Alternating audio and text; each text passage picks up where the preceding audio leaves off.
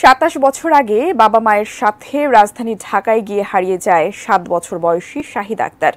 হারানো মেয়ের আর সন্ধান পাননি তার বাবা মা।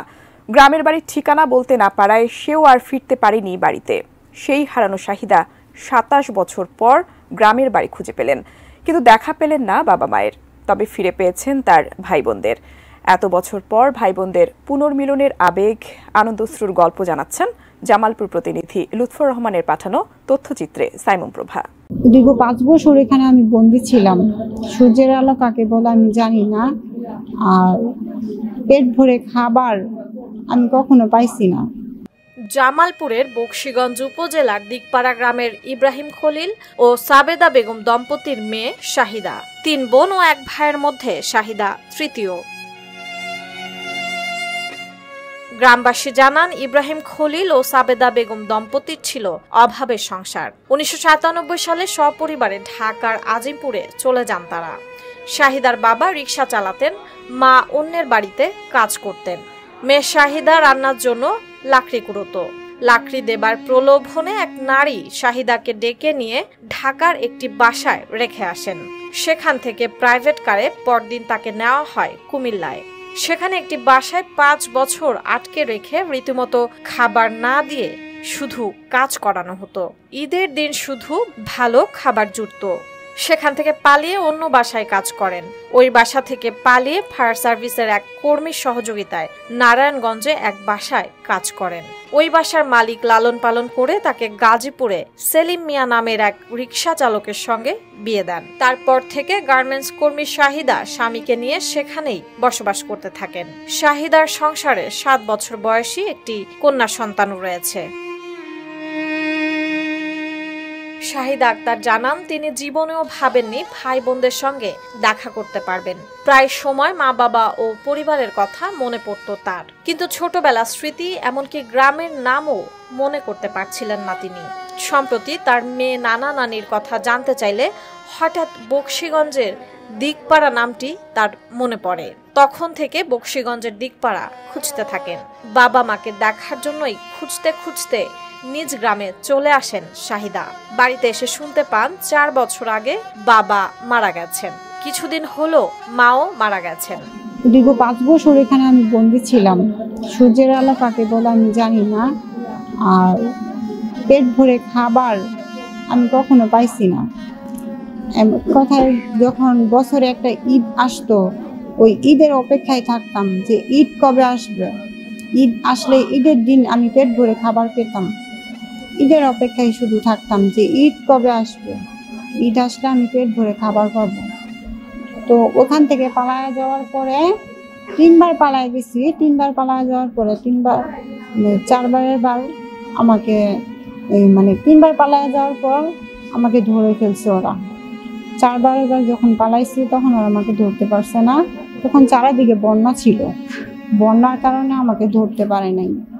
তো ওখানে এক বাড়িতে ছিলাম, ওই বাড়ির মানুষ ভালোই ছিল, খারাপ ছিল না, ওরা খেতে দিত। তো খাবার থাকতাম, কাজ করতাম, খেতাম।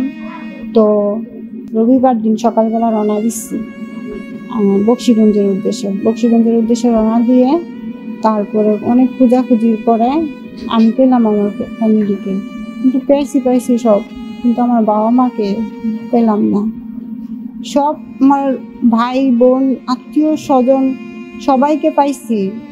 আমার ভিতরে অনেক ভালো লাগতেছে, খুশি লাগতেছে। আমার খুশির কোনো সীমা নেই, কিন্তু তার মধ্যেও যেন কোথাও একটা দুঃখ রয়ে গেছে যে আমি আমার বাবা মাকে শেষ দেখাটুকু দেখতে পারলাম না।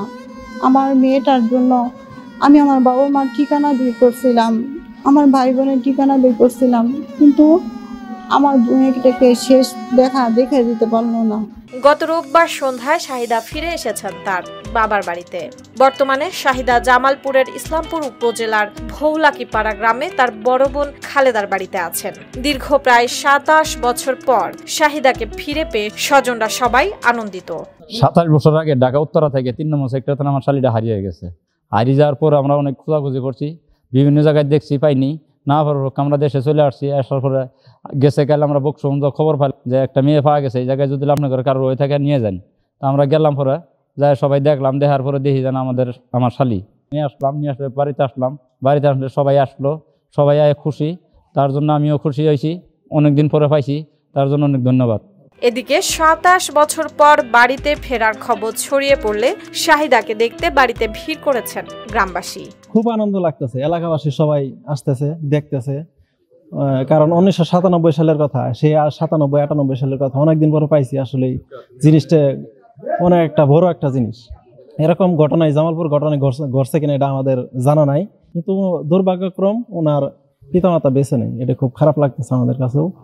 আর উনি প্রথম যখন আসছে তখন বর্ণনা দিয়েছে, আমাদের কাছে চোখের পানি পড়ছে, ওর বর্ণনা শুনি, মানে খাইতে দেয় নাই, ঠিকভাবে খাইতে দেয় নাই। তারপরে রোজা কখন আসবে, ঈদ আসলে ওর পেট ভরে খাবার দিত, এই জিনিসটা খুব ধরছে মনের মধ্যে। মানে এই কথাটা শুনলে আমাদের খুব খারাপ লাগে, অনেক খারাপ লাগে। শাহিদা বক্সিগঞ্জে আসার পর মানে লোকজন জমা হয়েছে, খোঁজাখুঁজির পর, অনেক খোঁজাখুঁজির পর সংবাদ পেল যে নীলেখে অমুক জায়গা, ওই ঠিকানায় ওরা পাড়াই দিছে, ওই অবস্থায় আসছে এই জায়গার। এখানে আসার পর তার বাবা মা 4 বছর আগে মৃত্যুবরণ করছে, এই জন্য সে দেখতে পারেনি। সে এ বিষয়ে দুঃখিত, ভাই বোনের পায়ে খুশিমত, আত্মীয় স্বজন পায়ে। শাহিদা আরানি পরে আমরা খুব খুঁজছি, খোঁজার পরে শাহিদা কিন্তু পাই আমরা খুব খুশি ভাবে আছি। শাহিদা নিজের ভাই বোনকে খুঁজে পেয়েছেন, এতে খুশি তার স্বামী সেলিম মিয়া। সবার প্রতি কৃতজ্ঞতা প্রকাশ করেন তিনি। আমার নাম সেলিম, আজ থেকে 8 বছর আগে আমি বিয়ে করছি।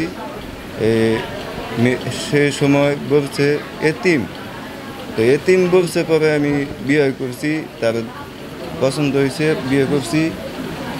পরে সে বলছে তার ঠিকানা আছে, তো সবই কইতে পারে, গ্রামের নাম কইতে পারে, বাপ মার নাম কইতে পারে, সবই কইতে পারে।